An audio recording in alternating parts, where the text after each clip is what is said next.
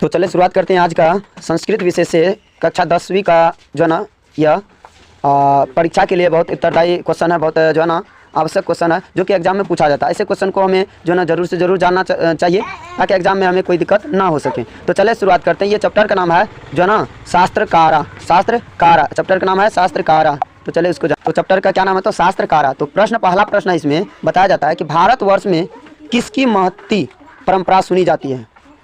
भारत जो है वर्ष में किसकी महती परंपरा सुनी जाती है तो बताया जाता है शास्त्र की। ये शास्त्र की परंपरा सुनी जाती है भारत में।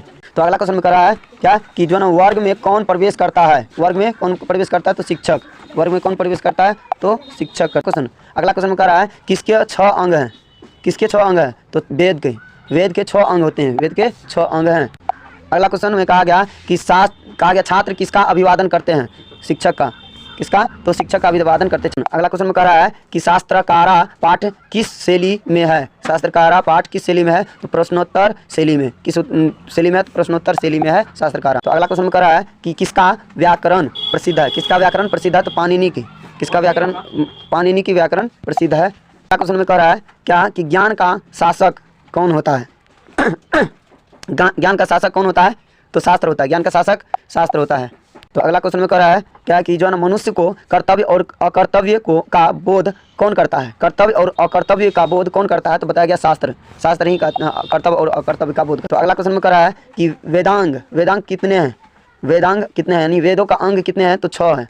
वेद का अंग कितने हैं तो 6 हैं।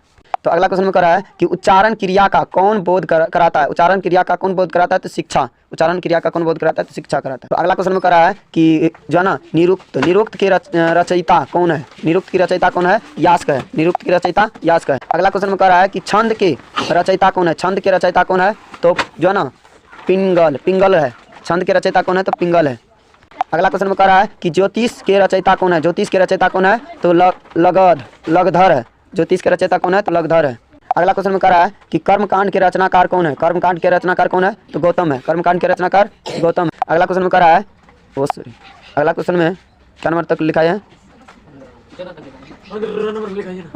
चले।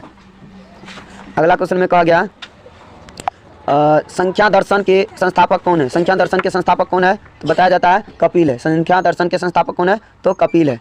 तो कौन है तो कपिल। अगला क्वेश्चन में कहा गया कि योग दर्शन का संस्थापक कौन है। योग दर्शन के संस्थापक पतंजलि है। योग दर्शन के संस्थापक। अगला क्वेश्चन में कह रहा है कि न्याय दर्शन के संस्थापक कौन है। न्याय दर्शन के संस्थापक गौतम।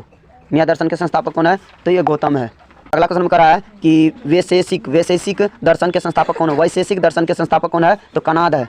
कौन है तो कनाद है। अगला क्वेश्चन में देखते हैं कहा गया मीमांसा दर्शन के संस्थापक कौन है। मीमांसा दर्शन के संस्थापक जैमिनी। कौन है तो जैमिनी है।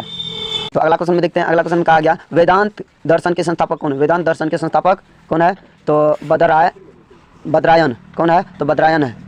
कौन है तो बद्रायन। अगला क्वेश्चन कहा गया कृषि विज्ञान को किसने लिखा। कृषि विज्ञान को किसने लिखा पराशर ने। किसने लिखा तो पराशर ने लिखा था। तो अगला क्वेश्चन में कह रहा है कि आर्यभट्टीय नामा के रचनाकार कौन है। आर्यभट्टीय नामा रचनाकार कौन है तो आर्यभट्ट है। कौन है तो आर्यभट्ट। अगला क्वेश्चन में कह रहा है कि बृहत संहिता के रचनाकार कौन है। बृहत संहिता के रचनाकार कौन है तो बराहमिहिर।